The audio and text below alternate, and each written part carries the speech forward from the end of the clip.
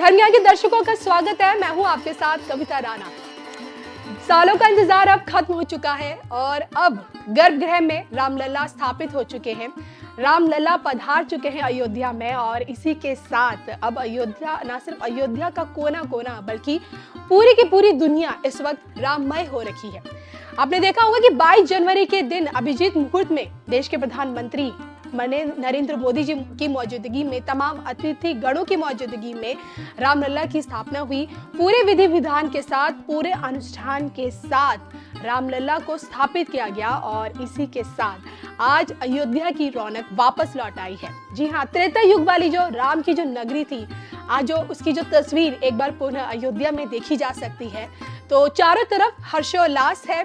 हर कोई राममय हो रखा है और राम नाम की गूंज ना सिर्फ देखिए हमारे देश भारत में बल्कि पूरी दुनिया में, अमेरिका से लेके ऑस्ट्रेलिया से लेके ब्रिटेन, हर जगह राम नाम की गूंज सुनाई दे रही है। और इस बीच अब एक भविष्यवाणी सबसे ज्यादा सोशल मीडिया में वायरल हो रही है और एक बार पुनः जगत गुरु स्वामी रामभद्राचार्य सुर्खियों में आ चुके हैं। जी हाँ, रामलला की प्राण प्रतिष्ठा के मौके पे जगत गुरु रामभद्राचार्य मंदिर के प्रांगण में मौजूद थे और वहां उनकी मुलाकात पीएम मोदी से हुई, भेंट हुई और जैसे ही रामलला की प्राण प्रतिष्ठा का जो कार्यक्रम था जैसे ही वो संपन्न हुआ, उसके बाद मीडिया से बात करते हुए स्वामी रामभद्राचार्य भावुक होते हुए नजर आए और इतने भावुक हो गए कि उन्हें रोना तक आ गया। और इस बीच जब उनसे भारत के भविष्य को लेकर जब सवाल पूछा गया तो उन्होंने एक बार पुनः न सिर्फ पीएम मोदी की जीत की भविष्यवाणी की बल्कि इसके साथ ही साथ उन्होंने इस बात की भी भविष्यवाणी कर दी कि अब रामलला के स्थापना के बाद भाजपा को 2024 में कितनी सीटें मिलेंगी। सीटों का सटीक भविष्यवाणी स्वामी रामभद्राचार्य कर चुके हैं। अभी मैं भावुक हूँ कि प्रसन्न रहिए, सफल होइए, 350 सीट से ऊपर आएगी। अभी मैं भावुक हूँ। आज तो मेरी वही स्थिति है जो वनवास से राम जी के लौटे पर वशिष्ठ जी की स्थिति थी। इससे अधिक क्या कहूँ। सीताराम भैया। श्रीराम। प्रधानमंत्री जी ने आपसे क्या कहा, आपने क्या आशीर्वाद दिया उन्हें? उन्होंने कहा कहिए महाराज, हमने कहा आनंद है, आपका मंगल हो। आप देखा नहीं प्रसाद में हाथ में जाते हुए उनको। जी, आपका आशीर्वाद ले रहे थे, फिर आपने क्या कहा, कैसे? यही कि प्रसन्न रहिए, सफल होइए। 24 का चुनाव जीत जाएंगे महाराज। 350 सीट से ऊपर आएगी। तो ये वही स्वामी रामभद्राचार्य हैं जिन्हें इस समाज में इनका नाम बड़े ही आदर के साथ लिया जाता है। इनके नाम में राम का नाम है और 80 ग्रंथों के रचयिता हैं, 22 भाषाओं के ज्ञाता हैं, कथावाचक हैं और आज भी दुनिया को अध्यात्म की दुनिया से जोड़ रहे हैं। बचपन में इन्होंने आंखों की रोशनी खो दी थी लेकिन हार कभी नहीं मानी और कहते हैं कि अपनी कमजोरी को उन्होंने ताकत बनाई। और आज आलम यह है कि अब अपनी अंतर्दृष्टि के चलते ये जो भी भविष्यवाणी करते हैं वो सत्य होती हुई नजर आती है। इन्होंने ही पहली बार पीएम मोदी के 2014 से पहले ही मोदी के जीत की भविष्यवाणी कर दी थी। 2019 में भी पहले बता दिया था कि देखिए भाजपा ही आएगी। और ना सिर्फ पीएम मोदी के बैक टू बैक जीतने की इन्होंने भविष्यवाणी की थी बल्कि यूपी में योगी 2.0 की सरकार बनेगी, इस बात की भी ये भविष्यवाणी कर चुके थे। इसी के साथ राष्ट्रपति रामनाथ कोविंद ही बनेंगे, इसकी भी इन्होंने भविष्यवाणी की।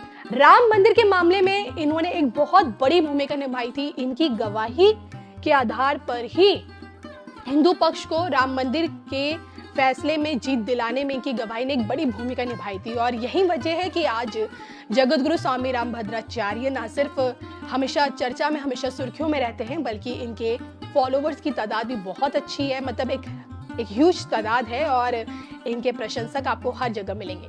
तो फिलहाल अब की बार अब ये देखना दिलचस्प होगा कि स्वामी रामभद्राचार्य की भविष्यवाणी खासकर भाजपा की सीटों को लेकर कितनी सटीक बैठती है। नमस्कार।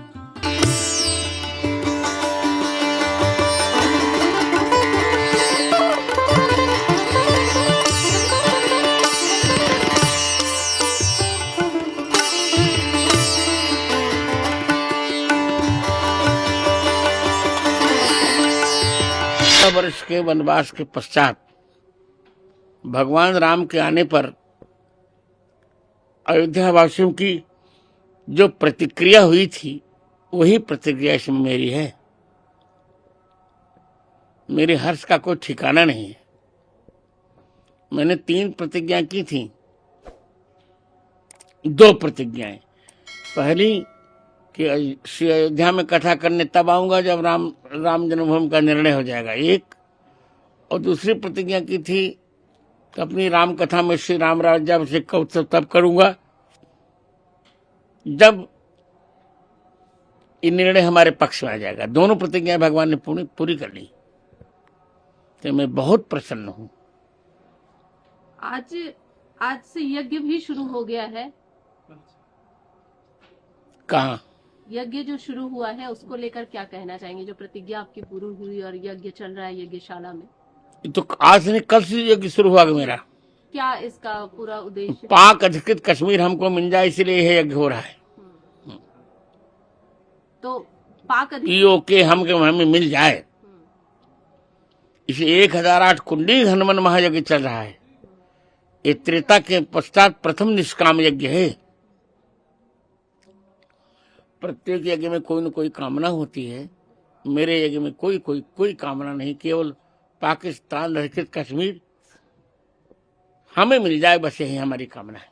तो आपको उम्मीद है, जैसे प्रभु राम लला की प्राण प्रतिष्ठा होने में, मंदिर बने में 500 साल का पुराना मतलब संघर्ष रहा, और अब ये पाक अधिकृत जो कश्मीर वाली बात है ये भी बहुत ही संघर्षमय है और इतना ये हो जाएगा, मुश्किल है, तो आपको क्या पूरा पूर्ण विश्वास है? पूर्ण, हनुमान जी पर मुझे पूर्ण विश्वास। जब हनुमान जी सीता जी को ला सकते हैं लौटा करके, तो हमारी भूमि भी ला सकते हैं।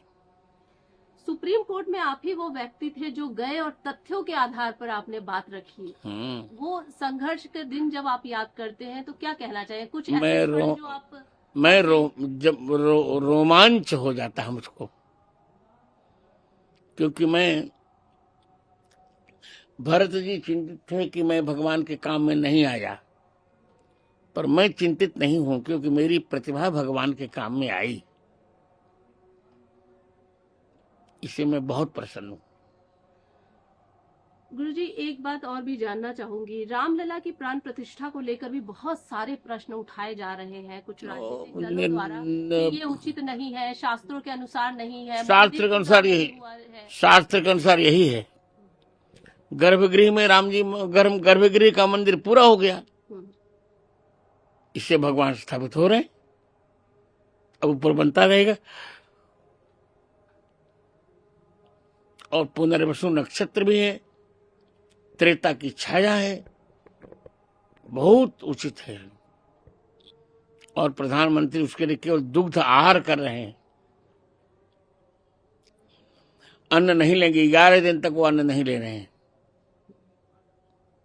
क्या ऐसा कोई प्रधानमंत्री देखा आपने? सोचिए। लेकिन सवाल तो बहुत सारे उठाए जा रहे हैं, अन्य पार्टी की बात ऐसी है, राजनीति कर रहे हैं जिनको चुनाव जीतने नहीं, जिनको कुछ करना नहीं हो तो करेंगे ही करेंगे। प्रश्न कहते हैं न, खिसियानी बिल्ली कम में को नोचे। उनको कुछ करना नहीं है, जब अच्छा कार्य हो रहा है तो प्रश्न उठा रहे हैं। और चुनाव जीतने के लिए करे कौन बड़ा पाप करे? इतना बड़ा काम तुमने किया है क्या? 60 वर्ष तुम्हारे पास भारत रहा, क्या किया तुमने? अब भारत 5वीं अर्थव्यवस्था हो गया, अब धीरे धीरे तीसरी होगा, अब फिर प्रथम हो जाएगा। तो आप इसको किस दृष्टि से देखते हैं? जो राजनीति हो रही है या ये कुछ नहीं, ये मूर्ख नीति है।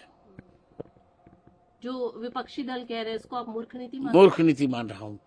तथ्यहीन, जो कुछ करें सब तथ्यहीन है, सारे तथ्यहीन है। लेकिन एक चीज और आपसे समझना चाहूंगी, शास्त्र क्या कहता है? जो नियम हो रहे हैं, जो पूजा पाठ की विधि, बिल्कुल शास्त्र के अनुसार हम ही लोगों ने तय किया है, शास्त्र के अनुसार है। शास्त्र के अनुसार है सब कुछ भी नहीं शास्त्र से विरुद्ध है। पौष मास है पर मकर संक्रांति के सूर्य हैं, सौर मास मकर का है, और द्वादशी तिथि है, शुक्ल पक्ष, पुनर्वसु नक्षत्र है, उसमें त्रेता की छाया आ रही है। उसी समय भगवान राम गर्भगृह में विराजमान हो जाएंगे, रामलला जी। संत समाज की अगर बात करें, बहुत संघर्ष रहा, कार सेवकों का भी बहुत संघर्ष रहा, खून की नदियां बही। उसके बाद आज प्रभु श्री राम अपनी जगह पर स्थापित होने वाले हैं जल्द ही। तो संत समाज की तरफ से आप क्या कहना चाहेंगे, क्या विचार व्यक्त करना चाहेंगे इस पूरे विषय को लेकर? बिना क्या संदेश बिना देना बि, चाहेंगे? बि, बिना बलिदान के वरदान नहीं मिला करता, बस यही कह रहा हूँ। हम्म। हमने बलिदान दिया तो हमको वरदान मिला।